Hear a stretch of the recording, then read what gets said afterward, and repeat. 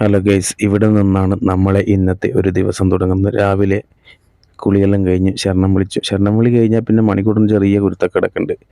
അങ്ങനെ കുരുത്തക്കേട് കളിച്ച് നിൽക്കുന്ന സമയത്ത് ഞാൻ ഫോൺ ഓണാക്കിയപ്പോൾ പെട്ടെന്ന് എൻ്റെ ചിരിയിലൊതുക്കി.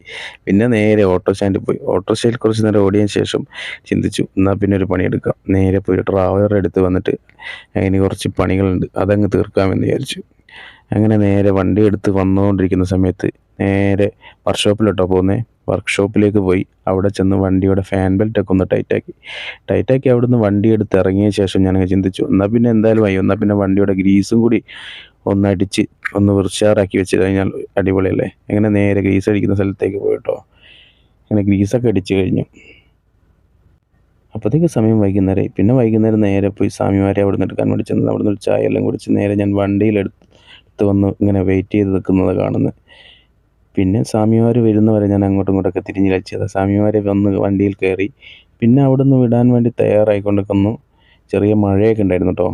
അതുകൊണ്ട് തന്നെ പരമാവധി നേരത്തെ വിടാം എന്ന് വിചാരിച്ചു. അങ്ങനെ നിൽക്കുമ്പോൾ രണ്ട് സ്വാമിമാർ, കുഞ്ഞ് സ്വാമിമാർ കണ്ടത്. അവരെ പരിചയപ്പെട്ടെല്ലാം അടിപൊളി. അങ്ങനെ വരുന്ന വഴിക്ക് എല്ലാവർക്കും വിശക്കുന്നുണ്ടായിരുന്നു. സമയം അപ്പോഴത്തേക്കും 9 മണിയായി. അങ്ങനെ വരുന്ന വഴിക്ക് കുറേ സ്ഥലത്ത് തപ്പി, എവിടെയും ഒന്നും നമുക്ക് പറ്റിയൊരു സ്ഥലം കണ്ടില്ല. നമ്മുടെ കയ്യിൽ ഫുഡ് ഉണ്ടായിരുന്നത് കൊണ്ട് തന്നെ അത് കഴിക്കാൻ പറ്റിയൊരു സ്ഥലവും വേണമല്ലോ. അങ്ങനെ വന്നുകൊണ്ടിരിക്കുമ്പോഴാണ് അപൂർവമായിട്ട് ഇങ്ങനൊരു കാഴ്ച കാണുന്നത്. ഇങ്ങനൊരു സംഭവം, വഴിയോര വിശ്രമ കേന്ദ്രം എന്നൊരു സാധനം സർക്കാർ തുടങ്ങിയ കാര്യം ഞാൻ അറിയില്ലായിരുന്നു കേട്ടോ.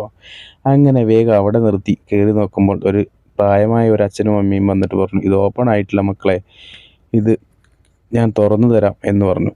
അങ്ങനെ ആ അച്ഛനും അമ്മയും പോയി താക്കോലെടുത്ത് വന്ന് അങ്ങനെ ഞങ്ങൾ അവിടെ നിന്ന് ഫുഡ് കഴിക്കാൻ വേണ്ടി തയ്യാറായ സമയത്ത് ഇതാ അച്ഛനും അമ്മയും അവിടെ വന്ന് നിൽക്കുന്നുണ്ട്. അവർ മുഖം കാണിക്കാൻ തയ്യാറല്ല കേട്ടോ. അങ്ങനെ എന്തായാലും നല്ല ചപ്പാത്തിയും ചോറും ഉണ്ടായിരുന്നു. അടിപൊളിയായിട്ട് അതൊക്കെ കഴിച്ചു. പിന്നെ അവിടെ നിന്ന് വണ്ടി എടുത്തൊരു വിടലായിരുന്നു. എല്ലാവരും പിന്നെ ചെറിയൊരു മയക്കത്തിൽ നേരെ നമ്മൾ വന്നത് ഗുരുവായൂരേക്ക് കേട്ടോ. ഗുരുവായൂരേക്ക് പോകുന്ന വഴിക്ക് ഡ്രൈവിംഗ് എന്ന് പറഞ്ഞാൽ ഒരു പ്രത്യേക ഒരു വൈബാണ്. എനിക്ക് പിന്നെ രാത്രിയായി കഴിഞ്ഞാൽ വണ്ടി ഓടിക്കുന്നത് ഭയങ്കര ഇഷ്ടമാണ്.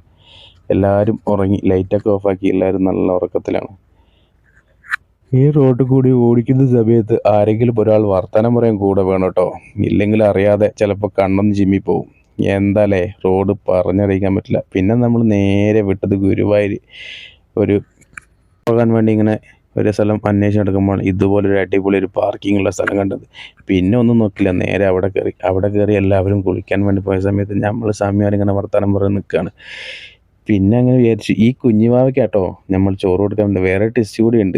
ഈ കുഞ്ഞുവാവയെ മലക്കും കൊണ്ടുപോകാൻ വേണ്ടിയാണ് നമ്മൾ വന്നത് കേട്ടോ. അങ്ങനെ അവിടുന്ന് നേരെ നമ്മളെന്താക്കി, ഒരു ചായ കുടിക്കാം എന്ന് പറഞ്ഞ് നേരെ പുറത്തിറങ്ങി. അവിടെ പോയി ഒരു ചായ എല്ലാം കുടിച്ച്